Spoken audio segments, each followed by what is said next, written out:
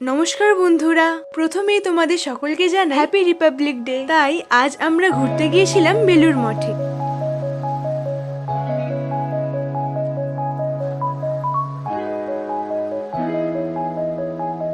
কিছুক্ষণ ঘোরার পর এই বুকশপটা থেকে একটা বই নিলাম এবং ওখানে প্রসাদ গ্রহণ করলাম।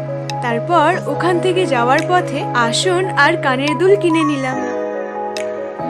তারপর আমরা রওনা দিলাম দক্ষিণেশ্বর যাওয়ার উপলক্ষে। ওখানে কিছুক্ষণ বসার পর পাপড়ি চাট এবং ফল খেয়ে আবারও রওনা দিলাম আদ্যাপীঠের উপলক্ষে। সবশেষে আমরা চলে গিয়েছিলাম রাম মন্দিরে।